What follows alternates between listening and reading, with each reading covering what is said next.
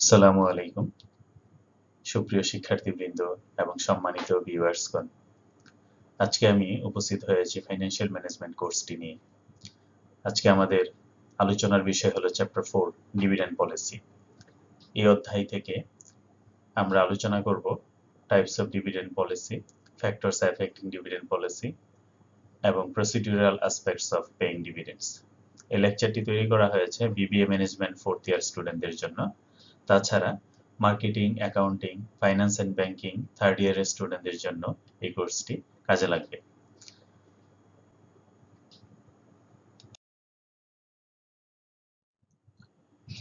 প্রিয় শিক্ষার্থীরা, এই চ্যাপ্টার 4-এ অর্থাৎ ডিভিডেন্ড পলিসিতে তোমাদের অনেকগুলো টপিক রয়েছে। আমরা এখানে এই টপিকগুলো উল্লেখ করেছি। তো আজকে এই টপিকগুলোর মধ্য থেকে প্রথম 3টা টপিক, এই যে লাল মার্ক করা হয়েছে, এই 3টা টপিক নিয়ে আমরা কথা বলবো। Types of dividend policy, factors affecting dividend policy, procedural aspects of dividend. তো এখানে আমরা ডিভিডেন্ডের বেসিক কনসেপ্ট সহ ডিভিডেন্ডের টাইপস, যে সকল ফ্যাক্টরসগুলো ডিভিডেন্ডকে প্রভাবিত করছে এবং প্রসিডিউরাল অ্যাসপেক্ট, এই বিষয়গুলো আমরা প্র্যাকটিক্যাল দৃষ্টিভঙ্গিতে আমরা আলোচনা করার চেষ্টা করব।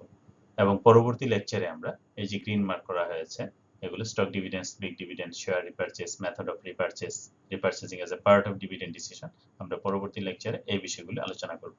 তো তোমরা এই ডিভিডেন্ড পলিসি সংক্রান্ত আমাদের এই লেকচারগুলি যদি তোমরা ধারাবাহিকভাবে ফলো করো, তাহলে আশা করি তোমরা নিজেরাই এইগুলির উপরে যে কোনো ধরনের পরীক্ষায় প্রশ্ন যদি করা হয় তোমরা উত্তর দিতে পারবে। শিক্ষার্থীরা, এই লেকচারটি যদি তোমরা মনোযোগ দিয়ে প্রথম থেকে শেষ পর্যন্ত দেখো, তাহলে তোমরা ডিভিডেন্ড কি এবং ডিভিডেন্ড রিলেটেড বিভিন্ন ধরনের কনসেপ্ট কি তা বুঝতে পারবে। তোমরা ডিভিডেন্ড পলিসি কি সেটা ডিফাইন করতে পারবে,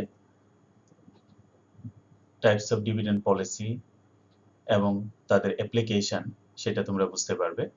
ডিভিডেন্ড পলিসিকে যে সকল বিষয় প্রভাবিত করে সেই বিষয়গুলো তোমরা বুঝতে পারবে এবং ডিভিডেন্ড প্রদান সংক্রান্ত যে নীতিমালাগুলো রয়েছে, যে নিয়মকানুনগুলো অনুসরণ করা হয়, সেই বিষয়গুলো আলোচনা করা হয়েছে।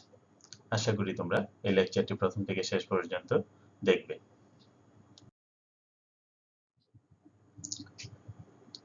সুপ্রিয় শিক্ষার্থীরা, প্রথমে আমরা আসি ডিভিডেন্ড কি এবং ডিভিডেন্ড রিলেটেড কনসেপ্টগুলো কি তা আলোচনা করি। তো ডিভিডেন্ড কি? তোমরা এখানে দেখো এই চিত্রের মধ্যে কোম্পানিগুলো ডিভিডেন্ড প্রদান করছে ইনভেস্টরদেরকে। আসলে এখানে ইনভেস্টর কারা? ইনভেস্টর হলো যারা কমন শেয়ার হোল্ডার বা অর্ডিনারি স্টক হোল্ডার্স, যারা সাধারণ শেয়ার ক্রয় করে তাদেরকে কোম্পানি ডিভিডেন্ড প্রদান করে থাকে।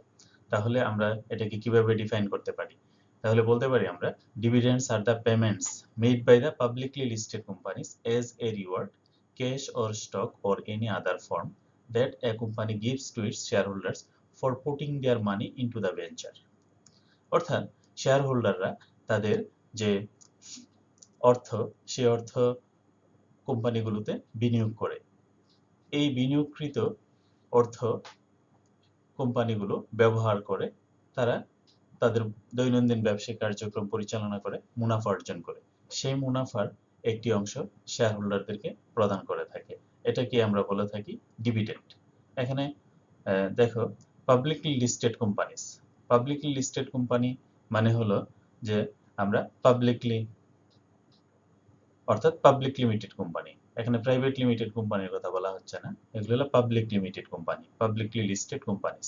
আর ডিভিডেন্ডটা হলো শেয়ার হোল্ডারদের একটা রিওয়ার্ড। শেয়ার হোল্ডাররা কোম্পানিতে বিনিয়োগ করে যে ঝুঁকি বহন করে, সেই ঝুঁকির পুরস্কার হিসেবে তারা ডিভিডেন্ড পেয়ে থাকে। আর ডিভিডেন্ড ক্যাশ অথবা stock or any other form, dividend cash অর্থাৎ নগদও হতে পারে, স্টকও হতে পারে, অথবা অন্য কোনো আদার ফরম্যাটও হতে পারে। তাহলে আমরা বলতে পারি dividend is a share of profits retained earnings that a company page out to its share holder. অন্যভাবে আমরা বলতে পারি ডিভিডেন্ড হলো শেয়ার অফ প্রফিটস, প্রফিটসের একটি অংশ, এবং retained earnings, share of profits and retain earnings, অর্থাৎ রিটেইন আর্নিংস বা সংরক্ষিত আয় এবং প্রফিটের একটি অংশ হলো ডিভিডেন্ড, যে অংশটি শেয়ার হোল্ডারদের মধ্যে বন্টন করে দেওয়া হয়, সেটি হলো ডিভিডেন্ড। দেখো এখানে আমরা ছোট একটা স্টেটমেন্ট আমরা এখানে আলোচনা করছি। কোম্পানিটির ইবিআইটি হলো 500, এখানে দুটি কোম্পানি আছে, দুটি কোম্পানির ইবিআইটি এখানে আলোচনা করা হয়েছে। এখানে ইবিআইটি, প্রথম কোম্পানিটির ইবিআইটি হলো 5 লাখ, দ্বিতীয় কোম্পানির ইবিআইটি হলো 1,50,000। তারপর ইন্টারেস্ট বাদ দেওয়া হয়েছে, আসছে earning before tax. Earning before tax থেকে ট্যাক্স বাদ দেওয়ার পরে আমরা পেয়েছি ইএটি, অর্থাৎ আর্নিং আফটার ট্যাক্স। এই আর্নিং আফটার ট্যাক্স থেকে প্রেফার্ড ডিভিডেন্ড বাদ দেওয়ার পরে আমরা পেয়েছি ইএসিএস, অর্থাৎ earnings available for common share holders. ইএসিএস, earnings available for common share holders. এই ইএসিএসই হলো মূলত বন্টনযোগ্য মুনাফা, অর্থাৎ কোম্পানি এই মুনাফাটা শেয়ার হোল্ডারদের মধ্যে বন্টন করতে পারে। এই ইএসিএস কে যদি শেয়ার সংখ্যা দ্বারা ভাগ করা হয়, নাম্বার অফ শেয়ারস দ্বারা ভাগ করা হয়, তাহলে পাওয়া যায় ইপিএস। অর্থাৎ দেখো, প্রথম কোম্পানিটির ইপিএস হলো 5.60 আর দ্বিতীয় কোম্পানির ইপিএস হলো 0.76। এই ইপিএস এর যে অংশটি শেয়ার হোল্ডারদের মধ্যে বন্টন করে দেওয়া হয় সেই অংশটি হলো মূলত ডিভিডেন্ড। তাহলে ডিভিডেন্ড কি? ডিভিডেন্ড হলো বন্টনযোগ্য মুনাফার যে অংশ শেয়ার হোল্ডারদের মধ্যে বন্টন করে দেওয়া হয় তাকে বলা হয় ডিভিডেন্ড। তাহলে আমরা এইভাবে বলতে পারি, এই যে ইপিএস, প্রথমে আমরা ইপিএস আসি, এই যে এই পুরো বিষয়টাকে আমরা এখানে ইকুয়েশনে দেখাচ্ছি। EPS is equal two net income. এই যে নেট ইনকাম হলো ইএটি, এখান থেকে প্রেফার ডিভিডেন্ড বাদ দেওয়া হয়, বাদ দেওয়ার পরে থাকে ইএসিএস। ইএসিএস কে নাম্বার অফ শেয়ার দিয়ে ভাগ করলে আমরা পাই ইপিএস। তাহলে ইপিএস কিভাবে ক্যালকুলেশন করতে হয় এটাও তোমরা এখানে দেখে ফেললে। এরপরে দেখো ডিভিডেন্ড পার শেয়ার বা DPS. DPS, dividend per share, এই কনসেপ্টগুলো আমরা এখানে আলোচনা করছি কারণ হলো তোমরা বিজনেস স্টুডেন্ট হিসাবে এই বিষয়গুলি তোমাদের জানা অত্যন্ত গুরুত্বপূর্ণ। ডিপিএস, ডিপিএস মানে ডিভিডেন্ড পার শেয়ার। এটা কিভাবে ক্যালকুলেশন করা হয়? দেখো, কমন ডিভিডেন্ড, টোটাল কমন ডিভিডেন্ডকে নাম্বার অফ কমন স্টক দ্বারা ভাগ করলেই পাওয়া যায় ডিভিডেন্ড পার শেয়ার। অর্থাৎ কোম্পানি ইপিএস এর যে অংশ শেয়ার হোল্ডারদের মধ্যে বন্টন করে দিবে সেইটা হলো তাদের টোটাল ডিভিডেন্ড। তো টোটাল ডিভিডেন্ডকে share number of common stock দিয়ে যদি আমরা ভাগ করি তাহলে আমরা পাবো dividend per share. তাহলে what is dividend per share? Dividend per share is that amount which is distributed against per share of company. অর্থাৎ কোম্পানি প্রতি শেয়ারের বিপরীতে যত অর্থ বা যে পরিমাণ লভ্যাংশ বন্টন করে দেয় সেটাই হলো ডিভিডেন্ড পার শেয়ার। একইভাবে ডিভিডেন্ড ইয়েল্ড। ডিভিডেন্ড ইয়েল্ড কি? ডিভিডেন্ড ইয়েল্ড হলো annual dividend per share divided by price per share. দেখা এখানে dividend, annual dividend per share by price per share. আমরা জানি শেয়ার প্রাইস ওঠানামা করে। সাপোজ ধরো একটা কোম্পানির শেয়ার প্রাইস 100 টাকা, এই কোম্পানি ডিভিডেন্ড দিল 3 টাকা, তাইলে তার ডিভিডেন্ড ইয়েল্ড হবে কত? তো 100 টাকা দিয়ে 3 টাকাকে ভাগ করলে যেটা হবে সেটি হলো ডিভিডেন্ড ইয়েল্ড। অর্থাৎ কারেন্ট মার্কেট প্রাইস দিয়ে যদি ডিভিডেন্ডটাকে ভাগ করা হয় তাহলে ডিভিডেন্ড ইয়েল্ড পাওয়া যায়। তাহলে ডিভিডেন্ড ইয়েল্ড কিভাবে ক্যালকুলেট করতে হয় এই ফর্মুলাটাও তোমরা জানলে। এবার আসো আমরা আরো কতগুলি ফর্মুলা দেখি, যেমন PE ratio, price earning ratio. Price earning ratio, market price per share divided by earning per share. এই যে পিই রেশিও, দেখো এখানে ইপিএস, আর্নিং পার শেয়ার, এই আর্নিং পার শেয়ার দিয়ে যদি মার্কেট প্রাইস পার শেয়ারকে ভাগ করা হয় তাহলে আমরা পেয়ে যাই পিই রেশিও। এখানে দেখো এই কোম্পানির ইপিএস হলো 5.60, তাহলে আমরা এই কোম্পানির মার্কেট প্রাইস যদি, প্রতি শেয়ারের মার্কেট প্রাইস যদি আমরা জানি, মনে করি এই কোম্পানির মার্কেট প্রাইস 100 টাকা, তাহলে এই ইপিএস দিয়ে যদি আমরা 100 টাকাকে ভাগ করি তাহলে আমরা পাবো পিই রেশিও। বিশেষ করে শেয়ার ক্রয় বিক্রয় সংক্রান্ত বিষয়ে শেয়ার মার্কেটে এই পিই রেশিও অত্যন্ত গুরুত্বপূর্ণ একটি ফ্যাক্টর হিসেবে কাজ করে। Dividend pay out ratio. Dividend pay out ratio কি? Dividend pay out ratio is equal to DPS divided by EPS into 100। অর্থাৎ আমরা শতকরাতে যদি প্রকাশ করি, ডিপিএস কে ইপিএস দ্বারা ভাগ করলে আমরা পাই ডিভিডেন্ড পে আউট রেশিও। অর্থাৎ কোম্পানি যদি, সাপোজ কোম্পানির ইপিএস হলো 10 টাকা, কোম্পানি যদি 5 টাকা ডিপিএস হিসেবে প্রদান করে তাহলে তার ডিভিডেন্ড পে আউট রেশিও হবে 5 কে যদি আমরা 10 দিয়ে ভাগ দেই তাহলে আমরা পাই 0.5, অর্থাৎ 50%। তাহলে ডিভিডেন্ড পে আউট রেশিও হলো 50%। তাহলে ডিভিডেন্ড পে আউট হলো ইপিএস এর কত অংশ শেয়ার হোল্ডারদের মধ্যে বন্টন করে দেওয়া হচ্ছে ডিভিডেন্ড আকারে, সেটি হলো ডিভিডেন্ড পে আউট রেশিও। একইভাবে return on investment, return on asset, return on asset. Net income is divided by total asset. আমরা নেট ইনকামকে যদি টোটাল অ্যাসেট দিয়ে ভাগ করি তাহলে আমরা পাবো return on asset. Retention ratio, retention ratio is equal to 100% minus dividend pay out ratio. অর্থাৎ আমরা এই যে উপরের যে ডিভিডেন্ড পে আউট রেশিও বের করছি, আমরা 100% থেকে যদি এটা বাদ দিই তাহলে আমরা পাবো রিটেনশন রেশিও। অর্থাৎ একটা কোম্পানি কি পরিমাণ অর্থ, ইপিএস এর কি পরিমাণ অর্থ কোম্পানিতে পুনরায় বিনিয়োগের জন্য রেখে দেয়, সেই অংশটাই হলো রিটেনশন রেশিও। তারপরে reinvestment ratio. Reinvestment ratio, reinvestment ratio হলো কোম্পানি বন্টন না করে ডিভিডেন্ড আকারে ইপিএস এর অর্থ বা শেয়ার তার যে ইএসইএস এর অর্থ বন্টন না করে যদি সে রেখে দেয়, তাহলে আমরা তাকে বলি রিইনভেস্টমেন্টের জন্য এটা রেখেছে। তো সেখান থেকে রিইনভেস্টমেন্ট রেশিও বের করা হয়।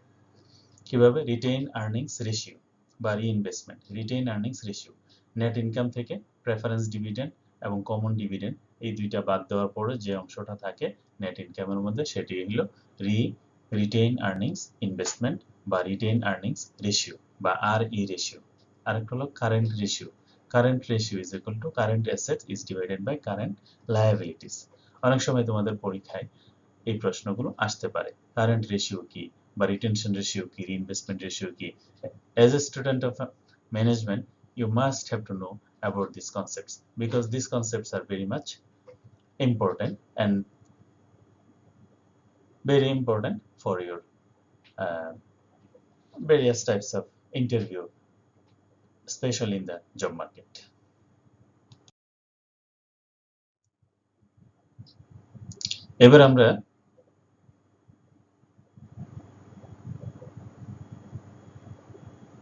এবার আমরা আলোচনা করব what is dividend policy. Policy, তোমরা জানো পলিসি কি? পলিসি হলো guideline. Policy is the guideline for what? Policy is the guidelines for making decisions. Decision তৈরি করার জন্য পলিসি গাইডলাইন হিসেবে কাজ করে। তো ডিভিডেন্ড পলিসি হলো একটি ফাইন্যান্সিয়াল পলিসি। প্রত্যেকটা প্রতিষ্ঠানের জন্য বিভিন্ন ধরনের ফাইন্যান্সিয়াল পলিসি আছে, তার মধ্যে ডিভিডেন্ড পলিসি একটা ফাইন্যান্সিয়াল পলিসি এবং এটা গাইডলাইন হিসেবে কাজ করে কিসের জন্য? ডিভিডেন্ড ডিস্ট্রিবিউশনের জন্য। কোম্পানি ডিভিডেন্ড ডিস্ট্রিবিউশনের জন্য তার ভূমিকা কিভাবে পালন করবে বা কোন ধরনের গাইডলাইন ফলো করবে, এই সংক্রান্ত বিষয়গুলো ডিভিডেন্ড পলিসিতে বলা হয়ে থাকে। আর এই ডিভিডেন্ড পলিসিটা ঠিক করে কে? Board of directors. Board of ডিরেক্টরসরা ডিভিডেন্ড পলিসি ঠিক করে থাকে। The company uses it to structure its dividend payout to shareholders and the frequency with which dividends are paid. অর্থাৎ এই পলিসির মাধ্যমে কোম্পানি ডিভিডেন্ড পে আউট কত করবে, অর্থাৎ পে আউট রেশিও ঠিক করে কোম্পানি কত টাকা ডিভিডেন্ড দিবে, কত টাকা রিটেইন আর্নিংস হিসেবে রাখবে, পুনরায় ইনভেস্টমেন্টের জন্য রাখবে কিনা, বিভিন্ন ধরনের সিদ্ধান্তগুলো গ্রহণ করে থাকে। Some researchers suggest that dividend policy is irrelevant in theory while some others does not support it. কিছু কিছু এক্সপার্ট, ফাইন্যান্সিয়াল এক্সপার্ট মনে করে যে ডিভিডেন্ড পলিসি কোম্পানির ফাইন্যান্সিয়াল গোলকে প্রভাবিত করে। অর্থাৎ আমরা জানি যে কোম্পানির ওয়েলথ ম্যাক্সিমাইজেশন এবং প্রফিট ম্যাক্সিমাইজেশন সংক্রান্ত কোম্পানির গোল রয়েছে। তো কিছু এক্সপার্ট মনে করে যে ডিভিডেন্ড পলিসি ফাইন্যান্সিয়াল পলিসি হিসেবে কোম্পানির গোলকে প্রভাবিত করে। আবার কিছু এক্সপার্টরা মনে করে যে ডিভিডেন্ড পলিসি ইরিলিভেন্ট, অর্থাৎ ডিভিডেন্ড পলিসির কোনো ভূমিকা নেই কোম্পানির যে ভ্যালু নির্ধারণে বা কোম্পানির যে মূল্য নির্ধারণে ডিভিডেন্ড পলিসি কোনো ভূমিকা পালন করে না। তাহলে আমরা বুঝলাম হোয়াট ইজ ডিভিডেন্ড পলিসি কি। আমরা এক কথায় বলতে পারি ডিভিডেন্ড পলিসি হলো এমন একটি financial policy, dividend policy is such a financial policy which is related to formulate guidelines for distributing dividends among the shareholders. অর্থাৎ শেয়ারহোল্ডারদেরকে ডিভিডেন্ড ডিস্ট্রিবিউশন করার ক্ষেত্রে ডিভিডেন্ড পলিসি একটি গাইডলাইন হিসেবে কাজ করে।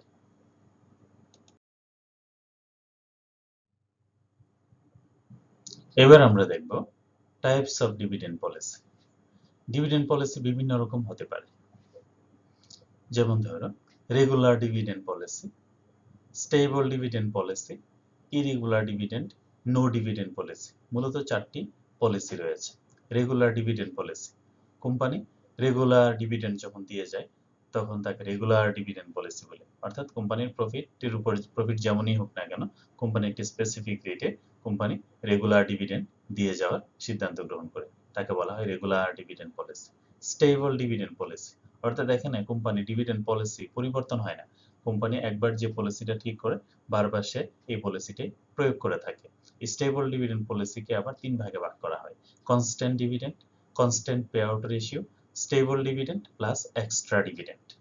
স্টেবল ডিভিডেন্ড পলিসি 3 প্রকার। কি কি? Constant dividend, constant pay out ratio and stable dividend plus extra dividend.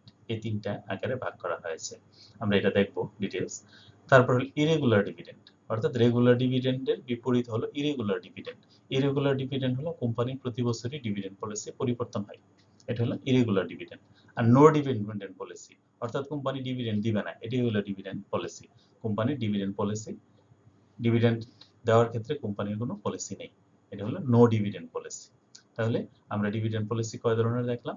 4 ধরনের: regular dividend policy, stable dividend policy, irregular dividend and no dividend policy. আমরা একটু উদাহরণের আকারে দেখার চেষ্টা করি। যেমন দেখো দ্বিতীয় চিত্রটাতে দেখো, হ্যাঁ, এখানে দেখো প্রতি বছর কোম্পানির প্রথম গ্রাফটা, প্রথম যে রেখাটা সেটা কোম্পানির ইপিএস কে প্রকাশ করছে, দ্বিতীয় গ্রাফটা কোম্পানির ডিপিএস কে প্রকাশ করছে। তো দেখো ইপিএস এবং DPS, EPS up and down করছে, ডিপিএস আপ এন্ড ডাউন করছে।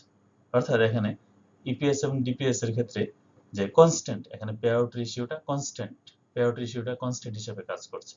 পে আউট রেশিও কি তোমরা জানো যে ইপিএস এর যে অংশ শেয়ার হোল্ডারদের মধ্যে বন্টন করে দেওয়া হয় সেটাই হলো পে আউট।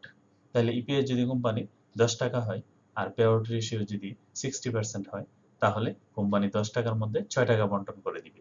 একইভাবে দ্বিতীয় বছর কোম্পানির ডিভিডেন্ড ইপিএস যদি 12 টাকা হয় আর যদি সে 60% যদি বন্টন করে দেয়, তাইলে 12 টাকার 60% 60 টাকা 20 পয়সা সে বন্টন করে দিবে। এইভাবে কোম্পানি ডিভিডেন্ড যদি বাড়ে, ইপিএস যদি বাড়ে তাহলে ডিভিডেন্ড বাড়বে, আর ইপিএস যদি কমে তাহলে ডিপিএস কমবে। তাহলে কোম্পানি পে আউট রেশিওটা ঠিক থাকে। যখন কোম্পানির এই পে আউট রেশিওটা ঠিক থাকে তখন তাকে বলা হয় কনস্ট্যান্ট পে আউট রেশিও, অর্থাৎ এই পে আউট রেশিওটা fixed, constant pay out ratio. একইভাবে দেখো উপরের চিত্রটা, কনস্ট্যান্ট ডিভিডেন্ড, কনস্ট্যান্ট ডিভিডেন্ড। এখানে দেখো ডিভিডেন্ড কনস্ট্যান্ট থাকে। দেখো এখানে ইপিএস যে হারে ইপিএস এখানে ফ্লাকচুয়েট করছে, হ্যাঁ, এখানে প্রতি বছর ইপিএস বাড়ছে কমছে। ডিপিএস দেখো কোম্পানি প্রথম 4 বছর পর্যন্ত কোম্পানির ডিপিএস এর কোনো পরিবর্তন হয়নি, কনস্ট্যান্ট। এরপরে কোম্পানির যখন প্রফিট অর্থাৎ ইপিএস যখন বাড়ছে, কোম্পানির ডিপিএসও আবার বেড়েছে চতুর্থ বছরে। আবার চতুর্থ বছর থেকে 8ম বছর পর্যন্ত কোম্পানির ডিভিডেন্ড একই হারে ছিল, কোনো পরিবর্তন হয়নি, কনস্ট্যান্ট। একইভাবে কোম্পানির ইপিএস যখন আরো বেড়েছে তখন সে 8ম বছর থেকে সে আবার ডিপিএস বাড়িয়ে 8ম থেকে 9ম 10ম পর্যন্ত তার ডিপিএস ঠিক করেছে নতুনভাবে। তাহলে এখানে দেখলাম যে একটা নির্দিষ্ট সময় পর্যন্ত কোম্পানি ডিপিএস এর কোনো পরিবর্তন হয় না, একে বলা হয় কনস্ট্যান্ট ডিভিডেন্ড। অর্থাৎ একটা নির্দিষ্ট পিরিয়ড পর্যন্ত কোম্পানি ডিভিডেন্ড কনস্ট্যান্ট থাকে, কোনো পরিবর্তন হয় না। কোম্পানির এই পলিসিকে বলা হয় কনস্ট্যান্ট ডিভিডেন্ড পলিসি, আর নিচের পলিসিটা হলো কনস্ট্যান্ট পে আউট রেশিও। তাহলে আশা করি বুঝতে পেরেছো তোমরা টাইপস অফ ডিভিডেন্ড পলিসি কি। আমরা উদাহরণ দিয়ে আমরা এই বিষয়টি ব্যাখ্যা করব পরবর্তী স্লাইডে।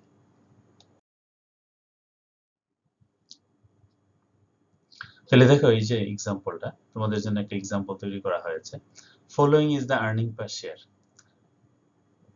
EPS record arts company limited over the past 10 years. অর্থাৎ গত 10 বছরে আর্টস কোম্পানি লিমিটেডের ইপিএস এখানে রেকর্ড করা হয়েছে। ইয়ার 1995 সালে কোম্পানির ইপিএস ছিল 2 টাকা, 96 সালে নেগেটিভ ইপিএস 4 টাকা, 97 সালে 18 টাকা, 98 সালে 12 টাকা, এইভাবে 2004 সাল পর্যন্ত। অর্থাৎ 10 বছরের ইপিএস এখানে লিস্ট করা হয়েছে, রেকর্ড করা হয়েছে। তোমাকে এটা থেকে, এই টেবিলটা থেকে তোমাকে ক্যালকুলেট করতে হবে determine the annual dividend paid each year in the following cases. অর্থাৎ অ্যানুয়াল ডিভিডেন্ড পে কত করা হচ্ছে এই 4টা কেস আছে এখানে, এই 4টা কেসে তুমি ডিটারমাইন করো, নির্ধারণ করো। Determine the annual dividend paid, বার্ষিক কত টাকা ডিভিডেন্ড প্রদান করা হচ্ছে প্রতি বছর। তাহলে এখানে 4টা কেস আছে। তো প্রথম কেসে কি, if the firm's dividend policy is based on a constant dividend payout ratio of 50% for all years। অর্থাৎ প্রথম পলিসিটা হলো, কোম্পানির ডিভিডেন্ড পলিসিটা হলো based on a constant dividend pay out ratio. অর্থাৎ এখানে পে আউট রেশিওটা কনস্ট্যান্ট, পেআউট রেশিওটা চেঞ্জ হবে না। কত? 50%। কোম্পানির পেআউট রেশিও হলো 50%। কোম্পানির পেআউট রেশিও হলো 50%। এখানে আমরা দেখতে পাচ্ছি যে কোম্পানির পেআউট রেশিও হলো এখানে 50%। তার মানে কি? কোম্পানির এই পেআউট রেশিও চেঞ্জ হবে না, এটা ফিক্স থাকবে। কত বছর পর্যন্ত? মানে অল ইয়ার্স। দ্বিতীয় পলিসিটা কি? If the farm page dividend of টাকা 60 পার শেয়ার, কোম্পানি যদি প্রতি বছর 16 টাকা ডিভিডেন্ড দেয়, and increase it of টাকা 20 per share when earning exceed টাকা 30 per share for 2 consecutive years।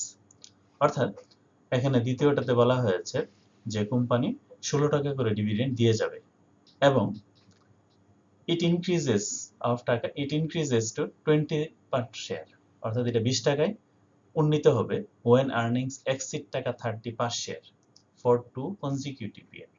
যদি কোম্পানির আর্নিংস 30 টাকা অতিক্রম করে, exceed 30 টাকা, কোম্পানির প্রফিট যদি 30 টাকা অতিক্রম করে পরপর 2 বছর, তাহলে কোম্পানি ডিভিডেন্ড দিবে 20 টাকা। তাহলে আমরা প্রথম যে আমরা দেখলাম যে কোম্পানি এখানে দুইটা বিষয়। প্রথমত কোম্পানি 20 টাকা দিবে প্রতি শেয়ারে, এরপরে 16 টাকা দিবে প্রতি শেয়ারে, এরপরে 20 টাকা দিবে। 16 টাকা থেকে বেড়ে এটা 20 টাকা করবে প্রতি শেয়ার। when earnings exceed টাকা 30 per share for 2 consecutive years, অর্থাৎ প্রতি 2 বছর যদি কোম্পানির টাকা যদি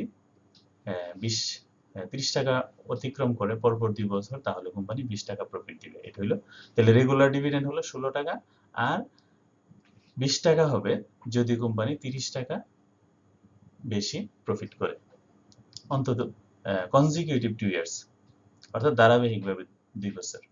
থার্ড পলিসিতে দেখো, if the firm pays dividend at টাকা 14 per share each year except when EPS exceed টাকা 30 per share when an extra dividend equal to 80% of earnings beyond টাকা 30 would be paid। তাহলে থার্ড পলিসিটা দেখো, if the firm pays dividend at টাকা 40 per share each year, বলতেছে company প্রতি বছরই 14 টাকা করে ডিভিডেন্ড দিবে। when except, অর্থাৎ ব্যতিক্রম আছে, when EPS exceed টাকা 30 per share, যখন তার EPS 30 টাকা ক্রস করবে, এক্সিড করবে, 30 টাকা ক্রস করবে, extra dividend equal to 80% of earnings beyond টাকা 30 উড বি পেড, অর্থাৎ 30 টাকার অতিরিক্ত যে টাকাটা ইপিএস থাকবে তার 80% ইপিএস হিসেবে প্রদান করা হবে। 30 টাকা অতিরিক্ত বিয়ন্ড টাকা 30 উড বি পেড, অর্থাৎ 30 টাকার যে বেশি হবে তার 80% টাকা ওই 14 টাকার সাথে সে প্রদান করবে। তারপর 4 নম্বর বলা হচ্ছে which types of dividend policy will you recommend to the company and why। বলতেছে তুমি কোম্পানির এই 3টা পলিসির মধ্যে কোন পলিসিটাকে তুমি রিকমেন্ড করবে, সুপারিশ করবে এবং কেন। তাহলে আমরা এই প্রবলেমটা একটু সলভ করার চেষ্টা করি। প্রথমে আমরা ইনফরমেশনগুলো লিখি যে প্রত্যেকটি ইয়ার 1995, 96, 97, 98, 2004 পর্যন্ত তার ইপিএস গুলো আমরা লিখলাম। এই ইনফরমেশনগুলো এখানে দেয়া আছে। তাহলে প্রথম পলিসি কি? প্রথম পলিসি হলো যে কোম্পানির ডিভিডেন্ড পলিসি হলো কনস্ট্যান্ট ডিভিডেন্ড পেআউট রেশিও, অর্থাৎ পেআউট রেশিওটা কনস্ট্যান্ট থাকবে এবং সেটা কত? 50% ফর অল ইয়ার্স, অর্থাৎ কোম্পানির ইপিএস এর 50% সে প্রতি বছর ডিভিডেন্ড দিবে। তাহলে আমরা দেখি, তাহলে 50%, তাহলে 2 টাকার 50% কত? 1 টাকা। এখানে 4 টাকা, এটা নেগেটিভ, তাহলে এখানে ডিভিডেন্ড হবে না। এখানে 18 টাকা, 18 টাকার 50% 9 টাকা, 12 টাকার 50% 6 টাকা, 24 টাকার 50% 12 টাকা, অর্থাৎ ইপিএস এর 50% পেআউট রেশিও। তাহলে এখানে পেআউট রেশিওটা হলো কনস্ট্যান্ট পেআউট রেশিও কোম্পানি অনুসরণ করছে। তাহলে এই কনস্ট্যান্ট পেআউট রেশিও অনুযায়ী, অর্থাৎ প্রথম পলিসি অনুযায়ী কোম্পানির এই হলো কোম্পানির ডিভিডেন্ড প্রতি বছর। তাহলে আমরা প্রথম পলিসিটা বুঝতে পেরেছি আশা করি। এবার আসা দ্বিতীয় পলিসিটাতে আমরা যাই। দ্বিতীয় পলিসিতে কি বলেছে? If the farm page dividend টাকা 60 পার শেয়ার, প্রতি শেয়ারে 16 টাকা করে দেয় এবং ইনক্রিজ ইট টাকা 20 পার শেয়ার, এবং এটা 20 টাকা বেড়ে যায়, 20 টাকা হয়ে যায় বেড়ে। when earning exceed টাকা 30 পার শেয়ার, যখন আর্নিং 30 টাকা অতিক্রম করে, ফর 2 consecutive year, 2 বছর অন্তর, 2 বছর যদি 30 টাকা ক্রস করে, তাহলে তার ইপিএস ডিপিএস 16 টাকা থেকে বেড়ে 20 টাকা হয়ে যাবে। তাহলে আমরা দেখি পলিসিটা। তাহলে পলিসি 2 দেখো, তাহলে প্রথমবার কোম্পানির প্রফিট 2 টাকা, তাহলে সে ডিভিডেন্ড পাবে কত? 16 টাকা। কারণ বলা হচ্ছে এখানে 16 টাকা প্রতি বছর পাবে। 20 টাকা হবে যদি ইপিএস 30 টাকা ক্রস করে। তাহলে 2 টাকা হলে সে 16 টাকা পাবে।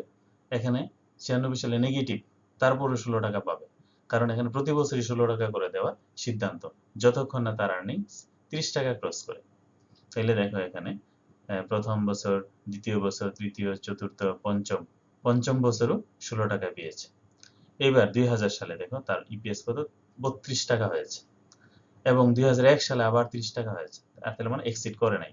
প্রথম মানে এক বছর এক্সিড করেছে 2000 সালে 32 টাকা হয়েছে, কিন্তু এর পরের বছর করে নাই। তাহলে পরপর 2 বছর 30 টাকা অতিক্রম করে নাই। না করাতে কি হয়েছে? সে 16 টাকা করে ডিপিএস দিবে। তাহলে 2000 সালেও 16 টাকা, 2001 সালেও 16 টাকা। এরপরে দেখো 2002 সালে কত টাকা? 32 টাকা ক্রস করেছে, অর্থাৎ 30 টাকা ক্রস করেছে। 2002 সালেও করেছে, 2003 সালেও করেছে। তাহলে পরপর 2 বছর যদি ইপিএস 30 টাকা ক্রস করে, তাহলে ডিপিএস 20 টাকা হবে। তাহলে 32 এবং 33 এবং 2, 3 এবং 4 এই 3 বছরই পরপর কোম্পানির প্রফিট 30 টাকা অতিক্রম করেছে। তাহলে এই 3 বছর কোম্পানির ইপিএস হবে 20 টাকা করে, কারণ 16 টাকা থেকে এটা বেড়ে 20 টাকা হয়ে গেছে। তাহলে আশা করি দ্বিতীয় পলিসিটাও তোমরা বুঝতে পেরেছ। এবার আসো আমরা তৃতীয় পলিসিতে যাই। তৃতীয় পলিসিতে হলো যে কোম্পানি বলতেছে, if the firm pays dividend টাকা 40 per share each year except when EPS exceed টাকা 30 per share। অর্থাৎ কোম্পানি প্রতি বছরই 16 টাকা করে, এই 14 টাকা করে ডিভিডেন্ড দিবে। শুধুমাত্র ইপিএস 30 টাকা যদি এক্সেড করে তাহলে না। ইপিএস 30 টাকা ক্রস করলে তার অন্য পলিসি। 30 টাকার আগ পর্যন্ত 14 টাকা পাবে। তাইলে 30 টাকা ক্রস করে নাই কোন কোন বছর? 95, 96, 97, 98, 99। এই 99 পর্যন্ত তার ইপিএস, দেখো এখানে 99 পর্যন্ত তার ইপিএস কত? 14 টাকা। 99 সাল পর্যন্ত তার ইপিএস 14 টাকা। আচ্ছা, তারপরে বলতেছে when an extra dividend equal to 80% of earnings beyond টাকা 30 would be paid। অর্থাৎ কোম্পানির ইপিএস যদি 30 টাকা এক্সিড করে, 30 টাকার অতিরিক্ত হয়, তাহলে যেই টাকা অতিরিক্ত হবে সেটার 80% ডিভিডেন্ড আকারে প্রদান করা হবে। তাহলে দেখো 2032 সালে তার ইপিএস রেগুলার ডিভিডেন্ড হলো 14 টাকা, 14 টাকা করে পাবি। আর তার অতিরিক্ত কত আসছে? অতিরিক্ত আসছে 2 টাকা। এই 2 টাকার কত পার্সেন্ট? এই 2 টাকার 80%। তাহলে 2 টাকার 80% কত? এই 2 টাকার 80% হলো 8 দুগুণে 16, 1 টাকা 60 পয়সা। তাইলে তার ডিভিডেন্ড, টোটাল ডিভিডেন্ড হবে কত? রেগুলার ডিভিডেন্ড হলো 14 টাকা। আর 2 টাকার অতিরিক্ত, 30 টাকার অতিরিক্ত ছিল, এই অতিরিক্ত টাকার 80%। তাহলে 80%, 2 টাকার 80% হলো 1 টাকা 60 পয়সা। তাহলে 14 টাকা প্লাস 1 টাকা 60 পয়সা, তাহলে 15 টাকা 60 পয়সা হবে কোম্পানির 2000 সালের ডিভিডেন্ড। একইভাবে 2001 সালে ডিভিডেন্ড দেখো 30 টাকা এক্সিড করে নাই। তাহলে যেহেতু এটা এক্সিড করে নাই, তাহলে সে 14 টাকায় ডিভিডেন্ড পাবে, বেশি পাবে না। 2002 সালে একইভাবে 32 টাকা। তাহলে এখানেও কোম্পানি রেগুলার ডিভিডেন্ড পাবে 14 টাকা, আর 2 টাকা 80% সে ডিভিডেন্ড পাবে। তো 2 টাকার 80% কত? 1 টাকা 60 পয়সা। তাহলে 14 টাকার 1 টাকা 60 পয়সা, 15 টাকা 60 পয়সা ডিভিডেন্ড। একইভাবে 38 টাকা, 2003 সালে 38 টাকা। তাহলে 38 টাকা যদি হয়, রেগুলার ডিভিডেন্ড পাবে সে 14 টাকা। আর 38 টাকা, 30 টাকার অতিরিক্ত কত? 8 টাকা। তাহলে 8 টাকার 80% কত? 8 টাকার 80%, 8 8 64, 6 টাকা 40 পয়সা। তাহলে 6 টাকা 40 পয়সা প্লাস 14 টাকা। তাহলে 14 আর 6, 20 টাকা 40 পয়সা। তাহলে কোম্পানি 2003 সালে ডিভিডেন্ড পাবে 14 টাকা 20 টাকা 40 পয়সা। একইভাবে 2004 সালে কোম্পানি 40 টাকা ইপিএস, তাহলে রেগুলার ডিভিডেন্ড হিসেবে পাবে সে 14 টাকা। আর 30 টাকার অতিরিক্ত হলো 10 টাকা। তাহলে এই 10 টাকার 80% কত? 10 টাকার 80% 8 টাকা। তাহলে 8 টাকা প্লাস 14 টাকা, 8 আর 14 কত? 22 টাকা। তাহলে 2004 সালে কোম্পানি ডিভিডেন্ড হলো 22 টাকা। তাহলে এই হলো কোম্পানির পলিসি 3 নাম্বার পলিসি। অর্থাৎ রেগুলার ডিভিডেন্ড হিসেবে পাচ্ছে 14 টাকা, আর অতিরিক্ত 30 টাকার অতিরিক্ত যে ডিভিডেন্ড, 30 টাকার অতিরিক্ত যে ইপিএস, তার 80% কোম্পানি এক্সট্রা হিসেবে দিচ্ছে। তাহলে regular dividend plus extra dividend. তাহলে এই কোম্পানির তৃতীয় পলিসিটাও কিভাবে অ্যাপ্লাই হয়েছে তোমরা বুঝতে পেরেছো। তাহলে এই উদাহরণের মাধ্যমে একটি কোম্পানির এই 3টি পলিসি অ্যাপ্লিকেশন আমরা দেখলাম, যে কোম্পানিগুলো ডিভিডেন্ড পলিসি ব্যবহার করে কিভাবে ডিভিডেন্ড সংক্রান্ত সিদ্ধান্ত নেয়, সেই বিষয়গুলো আমরা এখানে বুঝতে পারলাম।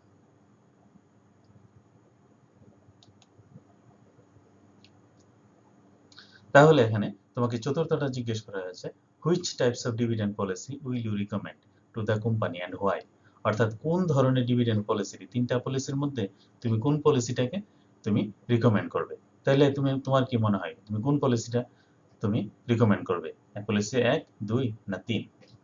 আসলে তুমি পলিসিটা ডিপেন্ড করে আমরা কাদের জন্য এটা সুপারিশ করছি, শেয়ার হোল্ডাররা কি চায় বা কোম্পানির অবস্থা কেমন, একটি কোম্পানির ডিভিডেন্ড পলিসি কেমন হওয়া উচিত, বা কোন কোন বিষয়গুলো ডিভিডেন্ড পলিসির উপর প্রভাব বিস্তার করে।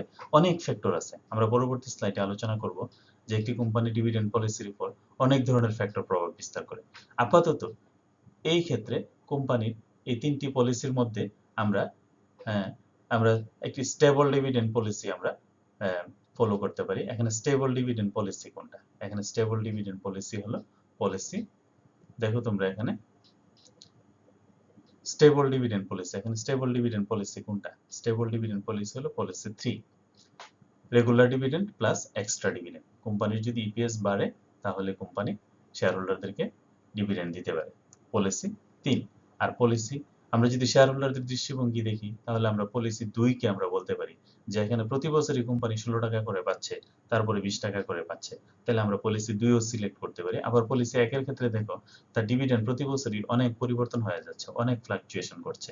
তাহলে এই 3টি পলিসির কম্পারেটিভ ডিসকাশন করে আমরা বলতে পারি পলিসি 2 ফলো করা উচিত। তাহলে কোম্পানি যদি পলিসি 2 ফলো করে তাহলে শেয়ার হোল্ডাররা কোনো উপকৃত হবে এবং কোম্পানির শেয়ারের প্রাইসও আশা করা যায় বাড়তে পারে।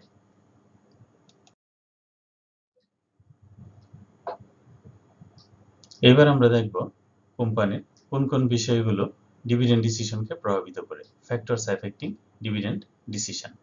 তাহলে এখানে ফ্যাক্টরসগুলোকে 2টা ক্যাটাগরিতে ভাগ করা হয়, একটা হলো বেসিক ফ্যাক্টরস আর একটা হলো ফাইন্যান্সিয়াল ফ্যাক্টরস। বেসিক ফ্যাক্টরসগুলো কি কি আমরা প্রথম দেখব, তারপর আমরা দেখব ফাইন্যান্সিয়াল ফ্যাক্টরগুলো ডিভিডেন্ড পলিসিকে কিভাবে প্রভাবিত করে। তাহলে প্রথমে আসে আমরা বেসিক ফ্যাক্টরগুলো দেখি। দেখো এখানে অনেকগুলো ফ্যাক্টর আছে, legal provision, magnitude of earnings, desire of share holders, nature of industry. তাহলে লিগ্যাল প্রভিশন, কোম্পানি আসলে ইচ্ছা করলেই যত টাকা ইচ্ছা তত টাকা করে ডিভিডেন্ড দিতে পারে না, তাকে কোম্পানি আইন অনুযায়ী বা গভর্নমেন্টের প্রচলিত নিয়ম কানুনগুলো অনুসরণ করতে হয়। যেমন কোম্পানি তার অর্জিত উপার্জনের এক নির্দিষ্ট অংশ বাধ্যতামূলকভাবে তাকে কোম্পানি রিজার্ভ ফান্ডে জমা রাখতে হয়, হ্যাঁ, তারপরে বাকি অংশ কোম্পানি ডিভিডেন্ড আকারে প্রদান করে। তাহলে company legal provision, company dividend policy তৈরি করার সময় কোম্পানির লিগ্যাল প্রভিশনগুলো কি কি সেই বিষয়গুলো ভেবে চিনতে কোম্পানিকে ডিভিডেন্ড ডিসিশন নিতে হয়। তারপর ম্যাগনিটিউড অফ আর্নিংস, কোম্পানির আর্নিংস কেমন, কোম্পানির আর্নিংস এর মাত্রা কেমন, এই বিষয়গুলো বিবেচনা করতে হয়। আর্নিংস কি বেশি হচ্ছে না কম হচ্ছে, বা আর্নিংস এর লেভেল কি, এই বিষয়গুলো বিবেচনা করতে হয়। Desire of share holder, share হোল্ডাররা কি চায়, শেয়ার হোল্ডাররা কি বেশি বেশি ডিভিডেন্ড চায়, নাকি শেয়ার হোল্ডাররা কোম্পানির ভবিষ্যৎ ভালো দেখতে চায়। কোম্পানি যদি শেয়ার হোল্ডার যদি কোম্পানির ভবিষ্যৎ যদি ভালো দেখতে চায়, তাহলে শেয়ার হোল্ডাররা কম ডিভিডেন্ড প্রত্যাশা করবে। আর শেয়ার হোল্ডাররা যদি প্রেজেন্ট সিচুয়েশনটাকে প্রায়োরিটি দিতে চায়, অর্থাৎ বর্তমানকে বেশি প্রাধান্য দিতে চায়, তাহলে তারা শেয়ার হোল্ডার বেশি ডিভিডেন্ড প্রত্যাশা করবে। নেচার অফ ইন্ডাস্ট্রি, অর্থাৎ কোম্পানিটা কোন ধরনের ইন্ডাস্ট্রিতে আছে, এটা কি মেডিসিন ইন্ডাস্ট্রি অর্থাৎ ঔষধ শিল্পে আছে, নাকি বস্ত্র শিল্পে আছে, না টেকনোলজিক্যাল শিল্পে আছে, এটা কোন ধরনের ইন্ডাস্ট্রি আছে, এবং ওই ইন্ডাস্ট্রির অন্যান্য ফার্মগুলো কিভাবে ডিভিডেন্ড দিচ্ছে, তারা কোন ধরনের নীতি ফলো করছে, এই বিষয়গুলো তাকে বিবেচনা করতে হয়। তারপর এজ অফ কোম্পানি, কোম্পানির বয়স কেমন, কোম্পানিটা কি নতুন কোম্পানি না পুরনো কোম্পানি। কোম্পানি যদি নতুন হয় তাহলে তার গ্রোথ অপরচুনিটি অনেক বেশি থাকে, সেই ক্ষেত্রে ডিভিডেন্ড সে কম দিয়ে কোম্পানির গ্রোথের দিকে মনোযোগ দিবে। আর যদি কোম্পানি পুরনো কোম্পানি হয় তাহলে কোম্পানি বেশি বেশি করে শেয়ার হোল্ডারদেরকে ডিভিডেন্ড দিবে, কারণ তার বেশি গ্রোথ নেই, এই জন্য তার বেশি বিনিয়োগেরও প্রয়োজন নাও হতে পারে। তারপর ট্যাক্সেশন পলিসি, কোম্পানি ট্যাক্সেশন পলিসিও ডিভিডেন্ড প্রদানের ক্ষেত্রে গুরুত্বপূর্ণ ভূমিকা পালন করে। কারণ দেখা যায় যদি ডিভিডেন্ডের উপর যদি বেশি ট্যাক্স থাকে তাহলে কোম্পানিগুলো ডিভিডেন্ড দিতে নিরুৎসাহিত হয়। আর যদি ডিভিডেন্ড ট্যাক্সেশন পলিসি যদি ফেভার হয় তাহলে তারা বেশি বেশি করে ডিভিডেন্ড দিতে পারে।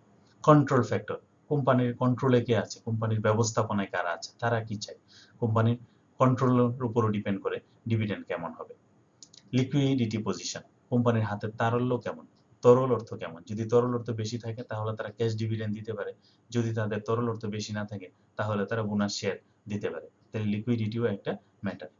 ফিউচার রিকোয়ারমেন্টস, কোম্পানির ফিউচার রিকোয়ারমেন্টস গুলো অর্থাৎ ইনভেস্টমেন্ট কি, কোম্পানি কি ভবিষ্যতে বড় বিনিয়োগে যাবে, যদি বড় বিনিয়োগে যেতে চায় তাহলে তার বিশাল ক্যাপিটালের প্রয়োজন হবে, যদি বড় বিনিয়োগ না থাকে তাহলে সে ডিভিডেন্ড বেশি বেশি ডিভিডেন্ড দিতে পারে। তারপর এজেন্সি কস্ট, কোম্পানি যারা পরিচালনা করে তাদের খরচ কেমন, কোম্পানির পরিচালনা যদি বেশি ব্যয় হয় তাহলে বেশি ডিভিডেন্ড দিতে পারবে না, তাহলে কোম্পানির এজেন্সি কস্টও একটা ম্যাটার, একটা ফ্যাক্টর হিসেবে কাজ করে। বিজনেস রিস্ক, কোম্পানি যে ব্যবসা করছে সেখানে তাদের রিস্ক কেমন, রিস্ক যদি বেশি হয় অর্থাৎ ভবিষ্যতের ঝুঁকি যদি বেশি থাকে তাহলে কোম্পানি বেশি ডিভিডেন্ড দিতে পারবে না। আর যদি কোম্পানি ভবিষ্যৎ যদি রিস্কই না হয় তাহলে কোম্পানি বড় আকারে ডিভিডেন্ড দিতে পারে। এবার আমরা দেখব financial factor affecting dividend decision. Financial ফ্যাক্টরগুলো কি কি যা ডিভিডেন্ড ডিসিশনকে প্রভাবিত করে? প্রথমে আমরা আসি ডিপিএস টু ফেস ভ্যালু, অর্থাৎ ফেস ভ্যালুর কত অংশ ডিপিএস। ডিপিএস যদি ফেস ভ্যালুর চেয়ে কম হয় বা ডিপিএস এর তুলনায় ফেস ভ্যালু যদি বেশি হয় তাহলে কোম্পানি বেশি বেশি ডিভিডেন্ড দিতে পারে। ডিপিএস এবং ফেস ভ্যালু এর অনুপাত বিবেচনা করতে হয়। তারপর DPS to market value, company DPS market ভ্যালুর সাথে তুলনা করে ডিপিএস যদি মার্কেট ভ্যালু যদি বেশি হয়, ডিপিএস যদি কম হয়, হ্যাঁ, তাহলে কোম্পানির উপর নেগেটিভ প্রভাব পড়বে, তাহলে কোম্পানি ডিপিএস কে বিবেচনা করতে হয়। Dividend pay out ratio, dividend pay out রেশিওটা কেমন হওয়া উচিত এই বিষয়গুলো কোম্পানি বিবেচনা করে। কারেন্ট রেশিও, তোমরা জানো কিভাবে কারেন্ট রেশিও বের করতে হয়, কারেন্ট অ্যাসেট কারেন্ট লায়াবিলিটি, এই রেশিওগুলো দেখতে হয়। Net profit ratio, net profit to net worth, debt equity ratio বা lagged profit ratio, behaviour of share prices, share price যদি ডিভিডেন্ডের সাথে খুব বেশি ওঠানামা করে তাহলে কোম্পানি ডিভিডেন্ড ডিসিশন, যদি ডিভিডেন্ড বেশি, যদি ডিভিডেন্ড কম বেশি যদি শেয়ার প্রাইসের উপর প্রভাব বিস্তার করে তাহলে কোম্পানি ঠিক করে যে তার শেয়ার প্রাইসের উপর কি ধরনের প্রভাব পড়বে, নেগেটিভ প্রভাব পড়বে না পজিটিভ প্রভাব পড়বে, সেই হিসেবে কোম্পানি ডিভিডেন্ড ঠিক করে। গ্রোথ ইন আর্নিংস, কোম্পানির আর্নিংস এর গ্রোথ কেমন, অর্থাৎ ইপিএস কি হারে বাড়ছে, যদি ইপিএস বেশি হারে বাড়ে তাহলে কোম্পানি ডিভিডেন্ড পলিসি এক ধরনের, আর যদি ডিভিডেন্ড আর্নিং যদি কম হারে বাড়ে তাহলে এক ধরনের। ইনভেস্টমেন্ট অপরচুনিটি, কোম্পানির আগামী দিনে বা সামনের দিনে কোম্পানির ইনভেস্টমেন্ট অপরচুনিটি কেমন, যদি ইনভেস্টমেন্ট অপরচুনিটি বেশি থাকে তাহলে কোম্পানি ডিভিডেন্ড কম দিয়ে সে ইনভেস্টমেন্টের অপরচুনিটিগুলি নেওয়ার চেষ্টা করবে। ফ্রি ক্যাশ ফ্লো, কোম্পানির হাতে যদি নগদ অর্থ বেশি থাকে তাহলে সে বেশি আকারে ডিভিডেন্ড দিতে পারে, আর কোম্পানির হাতে টাকা যদি না থাকে তাহলে সে বেশি আকারে ডিভিডেন্ড দেওয়ার সামর্থ্য তার থাকে না। আনসার্টেনটি ইন আর্নিংস, যদি তার মুনাফা অর্জনের ক্ষেত্রে যদি তার আনসার্টেনটি থাকে, অনিশ্চয়তা থাকে, তাহলে সে বেশি বেশি ডিভিডেন্ড দিতে পারবে না। সলভেন্সি রেশিও, কোম্পানির সলভেন্সি কেমন, এটার উপরও ডিভিডেন্ড নির্ভর করে। রিটার্ন অন নেট ওর্থ, অর্থাৎ কোম্পানির নেট অ্যাসেটের উপর তার রিটার্নের হার কেমন, যদি রিটার্নের হার কম বেশি হয় তাহলে এক ধরনের ডিভিডেন্ড ডিসিশন, আর যদি ডিভিডেন্ড রিটার্নের হার যদি কম হয় তাহলে এক ধরনের ডিসিশন। অর্থাৎ আমরা এখানে যে ফ্যাক্টরগুলো দেখলাম এই ফ্যাক্টরগুলো ছাড়াও আরো অনেক ধরনের ফ্যাক্টর আছে যে ফ্যাক্টরগুলো ডিভিডেন্ড ডিসিশনকে প্রভাবিত করে। আসলে ফাইন্যান্সিয়াল ডিসিশন প্রভাবিত করে এরকম অনেক ফ্যাক্টর আছে, তবে এই যে ফ্যাক্টরগুলো এগুলো মেইন ফ্যাক্টর, এই যে বেসিক ফ্যাক্টরগুলো কোম্পানিকে অবশ্যই বিবেচনা করতে হয় ডিভিডেন্ড ডিসিশনের ক্ষেত্রে।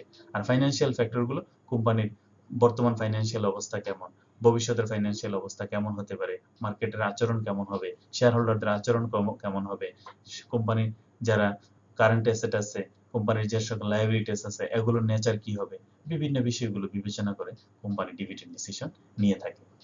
তাহলে আমরা দেখলাম যে সকল ফ্যাক্টরগুলো ডিভিডেন্ড ডিসিশনকে প্রভাবিত করে সেই ফ্যাক্টরগুলো আমরা সংক্ষেপে এখানে আলোচনা করলাম। আশা করি তোমরা বুঝতে পেরেছ।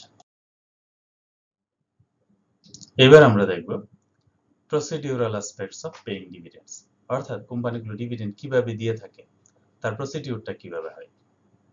তোমরা জানো প্রত্যেকটা কোম্পানি ফাইন্যান্সিয়াল ইয়ার থাকে, কোম্পানির যে ফাইন্যান্সিয়াল ইয়ার থাকে সে ফাইন্যান্সিয়াল ইয়ারে কোম্পানি শেষে কোম্পানি ডিভিডেন্ড প্রদান করে থাকে। এখানে আমরা উদাহরণের মাধ্যমে প্রসিডিউরাল অ্যাসপেক্টগুলো আমরা আলোচনা করার চেষ্টা করব।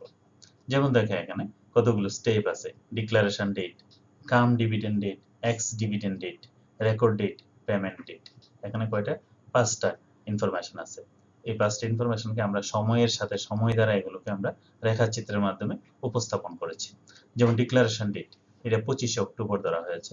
ডিক্লারেশন ডেট 25 তারিখ, অর্থাৎ এই 25 তারিখ কোম্পানি ডিক্লেয়ার করবে কোম্পানি ডিভিডেন্ড কত দিবে বা তাদের ডিভিডেন্ড সংক্রান্ত তাদের যে সিদ্ধান্ত, সেই সিদ্ধান্ত এজিএম অর্থাৎ অ্যানুয়াল জেনারেল মিটিং, কোম্পানির যে বোর্ড অফ ডিরেক্টরস, এই বোর্ড অফ ডিরেক্টরস তারা ডিভিডেন্ড সংক্রান্ত সিদ্ধান্ত নিয়ে এই তারিখে ডিক্লারেশন দিবে 25শে অক্টোবর, ডিক্লারেশন ডে। তাইলে আমরা 25শে অক্টোবর কি দেখলাম? ডিক্লারেশন ডেটে কি করে company board of directors dividend সংক্রান্ত সিদ্ধান্ত নিয়ে সেটা ডিক্লেয়ার করে। 1 নভেম্বর অর্থাৎ কাম dividend date. Cum dividend date হলো অর্থাৎ 1 নভেম্বর, এই তারিখে কোম্পানি যারা শেয়ার হোল্ডার, যাদের কাছে শেয়ার আছে তারা কোম্পানির ডিভিডেন্ডের মালিক হবে। যাদের কাছে শেয়ার আছে, কাম ডিভিডেন্ড ডেট, যাদের কাছে শেয়ার আছে তারা ডিভিডেন্ডের মালিক হবে। তারপর 2 November ex dividend date. Ex dividend date হলো যারা এই ডেটে যারা শেয়ার কিনবে তারা ডিভিডেন্ড পাবে না। পূর্ববর্তী মালিকেরা অর্থাৎ 2 নভেম্বরের পূর্বে যাদের কাছে ডিভিডেন্ড, যাদের কাছে শেয়ারগুলি ছিল তারাই শুধুমাত্র ডিভিডেন্ড পাবে। 2 নভেম্বরে যাদের কাছে শেয়ারগুলো তারা ডিভিডেন্ড পাবে না। 5 নভেম্বর হলো রেকর্ড ডেট, অর্থাৎ এই তারিখে লিস্ট করা হয় ডিভিডেন্ডগুলো, অর্থাৎ কোম্পানি কার কাছে কতটা শেয়ার আছে, হ্যাঁ, কে কতটি শেয়ারের মালিক, এটা এখানে এই তারিখে লিস্ট করা হয়। এই জন্য এটাকে বলা হয় রেকর্ড ডেট। এর আর রেকর্ড ডেটে কোম্পানির ট্রানজাকশন বন্ধ থাকে। আমরা যে স্টক মার্কেট দেখি, হ্যাঁ, আমরা যে ব্রোকারেজ হাউসগুলো দেখি, যেদিন রেকর্ড ডেট থাকে যে কোম্পানির, সেদিন কোম্পানির ট্রানজাকশন বন্ধ থাকে। আর 7 ডিসেম্বর হলো কোম্পানির পেমেন্ট ডেট, অর্থাৎ এই তারিখে কোম্পানি ডিভিডেন্ড প্রদান করে থাকে। তাহলে এখানে আমরা কতগুলো দেখলাম? 5টি। ডিক্লারেশন ডেট থেকে শুরু হয় আর পেমেন্ট ডেটে এসে শেষ হয়। এগুলো আমরা সময়ের ক্রমানুসারে একটি রেখাচিত্রের মাধ্যমে উপস্থাপন করেছি। এই যে রেখাচিত্রটা, একে বলা হয় টাইম লাইন অফ ডিভিডেন্ড। কি বলা হয়? Time line of dividend. তাহলে এখানে ছোট করে এই নোটগুলি দেওয়া হয়েছে, দেখো। ডিক্লারেশন ডেট, ডিক্লারেশন ডেটে কি করে? The board of directors declares a payment of dividends, অর্থাৎ company board of directors declare করে ডিভিডেন্ড। কাম ডিভিডেন্ড ডেট অর্থাৎ buyer of stock still receives the dividend, এই তারিখে যারা কোম্পানি শেয়ার ক্রয় করছে তারাও কি করবে? কোম্পানি ডিভিডেন্ড পাবে। এক্স ডিভিডেন্ড ডেট, দেখো, seller of stock retains the dividend, এই তারিখে যারা শেয়ার বিক্রি করে দেয় তারা ডিভিডেন্ড পাবে। যারা শেয়ার কিনছে তারা ডিভিডেন্ড পাচ্ছে না, অর্থাৎ বিক্রেতারা এই তারিখেও কোম্পানির ডিভিডেন্ড পাওয়ার অধিকারটা সংরক্ষণ করে, বায়াররা পারে না, বায়াররা পায় না। Record date, the corporation prepares a list of all individuals believed to be stockholders as of 5th November, অর্থাৎ 5 নভেম্বর কাদের কাছে কি পরিমাণ শেয়ার আছে এই বিষয়গুলো এখানে লিস্ট করা হয়। এই জন্য এটাকে বলা হয় রেকর্ড ডেট। আর পেমেন্ট ডেটে ডিভিডেন্ড প্রদান করা হয়। তাহলে আমরা দেখলাম যে প্রসিডিউরাল অ্যাসপেক্টস অফ পেইং ডিভিডেন্ডস, তাহলে কিভাবে কোম্পানির ডিভিডেন্ড প্রদান করা হয়। সুপ্রিয় শিক্ষার্থীরা, তোমাদের জন্য এখানে একটা প্রবলেম তৈরি করা হয়েছে, একটা এক্সাম্পল এখানে দেয়া হয়েছে। কিন্ডার মর্গান কোম্পানি অর্থাৎ KMI company shocked the investment world when in 2015 they cut their dividend payout by 75%, অর্থাৎ শেয়ার হোল্ডার যারা ইনভেস্ট করেছে ইনভেস্টমেন্ট ওয়ার্ল্ড তারা বিস্মিত হয়েছিল এবং শকড হয়েছিল 2015 সালে যখন কোম্পানিটি 75% পেআউট 75% কাট করেছিল, অর্থাৎ কোম্পানি যে পরিমাণ পেআউট ডিভিডেন্ড দেওয়ার কথা ছিল সে 75% কাট করেছে, অর্থাৎ ডিভিডেন্ড দিবে না, এই ডিসিশন নিয়েছে। A move that saw their share price tank, অর্থাৎ তারা এর মাধ্যমে তাদের শেয়ার প্রাইসকে চেঞ্জ করতে, তাদের শেয়ার প্রাইসের উপর প্রভাব বিস্তার করতে চেয়েছিল। তারা দেখলো যে তাদের শেয়ার প্রাইস কি হচ্ছে, এই ডিসিশনের ফলে বেড়ে যাচ্ছে। However, many investors found the company on solid footing and making sound financial decision for their future. অনেক ইনভেস্টরস দেখলো যে কোম্পানি যে সিদ্ধান্তটা নিয়েছে এটা সঠিক সিদ্ধান্ত নিয়েছে এবং কোম্পানির ভবিষ্যৎ ভালোর জন্য এই সিদ্ধান্তটা নিয়েছে। In this case, a company cutting their dividend actually worked in their favor, অর্থাৎ কোম্পানি যে তাদের ডিভিডেন্ড যে কাট করার সিদ্ধান্ত নিয়েছে এটা তাদের ফেভারে কাজ করেছে। এবং 6 months after the cut, 6 মাস পরে Kinder Morgan saw its share price rise almost 25%, 6 মাস পরে কোম্পানি দেখলো যে তাদের শেয়ার প্রাইস প্রায় 25% বেড়ে গেছে। In early 2019, the company again raised its dividend. 2019 সালে কোম্পানি আবার তার ডিভিডেন্ড প্রদানের হার 25% বাড়িয়েছে। A move that helped to reinvigorate investor confidence in the energy company. এইভাবে কোম্পানি পুনরায় ইনভেস্টরদেরকে আবার ইনভেস্টরদের কনফিডেন্সকে আবার পুনর্জাগৃত করলো এই পে আউট রেশিওটা ইনক্রিজ করে। তাহলে এই যে উদাহরণটা তোমাদের সামনে পেশ করা হলো, তোমরা এটার উপর কমেন্ট করো যে কোম্পানি যে 2015 সালে সে ডিভিডেন্ড সংক্রান্ত সে সিদ্ধান্ত নিয়েছে, এটার প্রভাব মার্কেটে তার কোম্পানির শেয়ার প্রাইসের উপর পড়েছে। আবার 2019 সালেও সে আবার ডিভিডেন্ড পলিসি চেঞ্জ করেছে, সে এটাও শেয়ার হোল্ডারদেরকে প্রভাবিত করেছে। তাইলে তোমরা এটার উপর কমেন্ট করো যে ডিভিডেন্ড ডিসিশন কিভাবে কোম্পানির উপরে, কোম্পানির প্রাইসের উপরে, শেয়ার হোল্ডারদের উপরে প্রভাব বিস্তার করে। তোমরা এই বিষয়ের উপর কমেন্ট করো। আজকের এই লেকচারটি তোমরা ধৈর্য সহকারে শুনেছ। আশা করি এই লেকচারের মাধ্যমে তোমরা ডিভিডেন্ড সংক্রান্ত যে বেসিক বিষয়গুলো আছে সেই বিষয়গুলি সম্পর্কে তোমরা জ্ঞান অর্জন করবে এবং প্র্যাকটিক্যাল লাইফে এবং তোমাদের জব মার্কেটে তোমরা ডিভিডেন্ড সংক্রান্ত যদি কোনো প্রশ্ন করা হয় বা ইনভেস্টমেন্ট সংক্রান্ত যদি কোনো প্রশ্ন করা হয়, তোমরা আশা করি বেসিক জিনিসগুলি তোমরা বুঝতে পেরেছ এবং তোমরা বেসিক লেভেলের যে কোনো প্রশ্নকে তোমরা উত্তর দিতে পারবে এবং ডিভিডেন্ড সংক্রান্ত পরবর্তীতে যে আমরা ক্লাস নিব সেই ক্লাসগুলির উপরেও তোমরা ভালোভাবে বুঝতে পারবে যদি আজকের লেকচারটা ভালোভাবে বুঝতে পারো। ধন্যবাদ সবাইকে, ভালো থেকো।